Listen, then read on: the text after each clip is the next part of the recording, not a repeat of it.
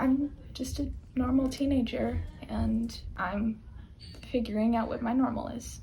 Jake Waggoner, a rising ninth grader in Austin, Texas, came out as transgender in November of 2020.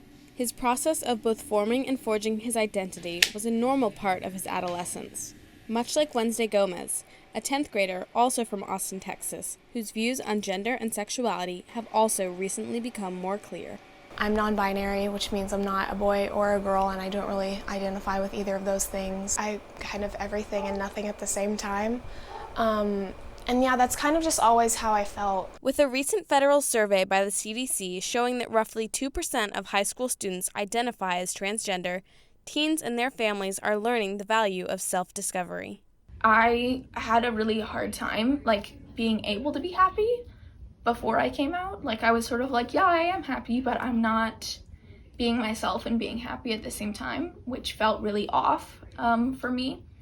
Even though I don't know a lot of things right now, as a younger person, I know who I am. I came home one day to this beautiful note on my bed, and it just said, I've been trying to figure out some stuff, and I've figured out that my name is Jake, and I'm your son. I'm so grateful that he trusted us with his true self. Jake just said, ask as many questions as you want, and it doesn't matter if you mess up as long as you're trying, then it's not hurtful. Starting to call him Jake and all of that, it was just easy for me. Just because if that's what he wants to do, then that's what he wants to do, and that's then I love him as Jake. The process of coming out looks different for each person who goes through it. Mentally, I've just been a lot happier because I feel like I've always tried to keep this in my own head, because I didn't really know what it was or how to explain it. But then when I came out,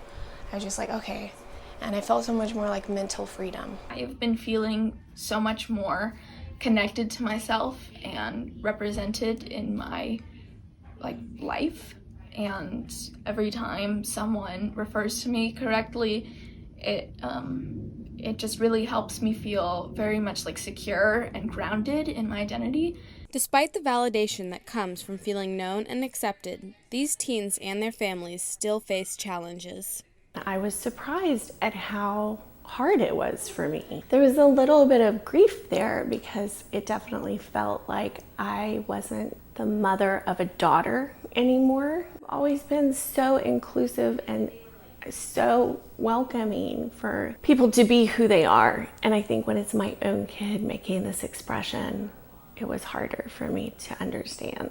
I am learning every day with this stuff because it's all an experience that I haven't gone through before. Wednesday has always been a teacher for us and has always led us through things in our life that we haven't had to face before. With only 43% of trans teens reporting that they have an adult who they could turn to if they are sad or worried, more than half of the transgender youth population needs support, which starts with education. A little bit after Jake came out, my mom was living with us. We were at dinner one night, and he came out with his laptop, and he gave us basically a little lecture, PowerPoint presentation about gender versus sexuality. That helped my mom a lot to understand all the nuances. I think today's youth are really aware of the fact that they don't have to fit into a box, and they don't have to be a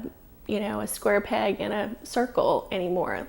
Even though they are still learning, families can model supportive behavior for others to follow, such as using gender-inclusive language, respecting pronouns, and avoiding dead naming, the use of the person's former name, to better create an open dialogue and promote acceptance. Sometimes it's super easy, and sometimes it's not easy. Not because I'm not proud of Jake and happy for him and all that stuff.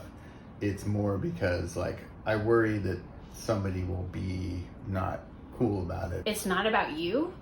Your job is to show up and love your kid unconditionally. Your sweet baby is the same sweet baby that you always had and watched grow up. The transition doesn't undo or make them a different person. Having a supportive community can give transitioning teens an open space to communicate and express what they need to feel safe. I think it's important for everybody to express themselves and just like live as the person that they want to be. And so I think that it's important to teach young people about gender identity and all that stuff so they can like know and then they can accept themselves. It's okay to not know who you are, and you'll figure it out eventually. It's okay to try different labels. It's okay to try different things.